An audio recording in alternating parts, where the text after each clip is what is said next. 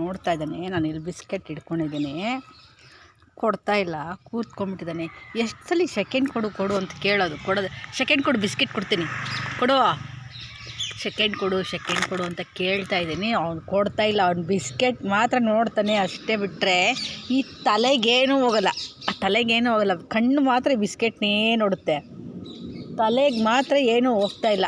Second ಕೊಡು, biscuit ಕೊಡ್ತೀನಿ, ಎಷ್ಟು ಹೇಳ್ತಾ ಇದ್ದೀನಿ. ಇದಕ್ಕೆ ಇಷ್ಟು ಹೊಡೆದಾದ್ಮೇಲೆ ಟ್ರೈನಿಂಗ್ ಮಾಡೋಕ್ಕಾಗಲ್ಲ ಫ್ರೆಂಡ್ಸ್. ಇದಕ್ಕೆ ಪಾರ್ಟಿ ಟ್ರೈನಿಂಗ್ ಕೂಡ ಇಲ್ಲ.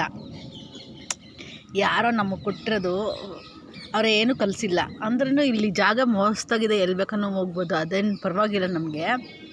ಬಟ್ ಚಿಕ್ಕದಾಗಿ ಮನೆ ಇದ್ದು ಈ ಥರ ಪಾರ್ಟಿ ಟ್ರೈನಿಂಗ್ ಕೂಡ ಆಗದೇ ಇದ್ದಿದ್ರೆ ತುಂಬ ಕಷ್ಟ ಆಗಿರೋದು. ಇವನಿಗೆ ಏನೂ ಬರಲ್ಲ, ಬರೀ ಕ್ಯಾಚ್ ಹಿಡಿಯೋದು ಅಂತ ಕಲ್ತಿದ್ದಾನೆ. ಅದು ಹೆಂಗೆ ಕಲ್ತನೋ ಗೊತ್ತಿಲ್ಲ.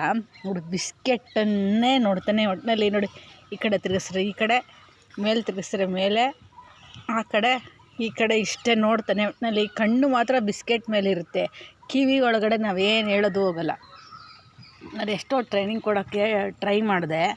ಸೆಕೆಂಡ್ ಕೊಡ್ತಾನೆ, ಒಂದು 20 ಸಲ ಕೇಳಿದ್ಮೇಲೆ ಕೊಡ್ತಾನೆ. ಅದು ಬಿಸ್ಕೆಟ್ ಎಲ್ಲ ಇದ್ರೆ ಕೊಡೋದೇ ಇಲ್ಲ, ಗಮನ ಎಲ್ಲ ಇದ್ರ ಮೇಲೆ ಇರುತ್ತೆ ಅವನಿಗೆ. ಏನು ಕೈಯಲ್ಲಿ ಏನೂ ಇಲ್ಲದೆ ಇದ್ದಾಗ ಒಂದು 20 ಸಲ ಸೆಕೆಂಡ್ ಕೇಳಿದಾಗ ಒಂದು ಸಲ ಕೊಡ್ತಾನೆ. ಗಮನ ಅದು ತಲೆ ಯಾಗಿರುತ್ತೋ ಮೂಡು ಆ ಥರ ನೋಡು. ಆ ಜೊಲ್ಲು ಸುರಿಸ್ತಾನೆ. ಅದೇನೋ ತಿನ್ನೋ ಐಟಮ್ ಇದ್ಬಿಟ್ರೆ ಅದನ್ನ ನೋಡಿ ಜೊಲ್ಲು ಸುರಿಸ್ತಾನೇ ಇರ್ತಾನೆ. ಹೋಗಿ ತಿನ್ಕೊ ಹೋಗು, ನೀನು ಏನು ಕಲ್ತಿಲ್ಲ, ನಾನೇನು ಮಾಡಲಿ, ನನಗೆ ಎಷ್ಟು ಪೇಷನ್ಸಿಂದ ಕಲಿಸ್ಲಿ ಹೇಳಿ ನಿನಗೆ.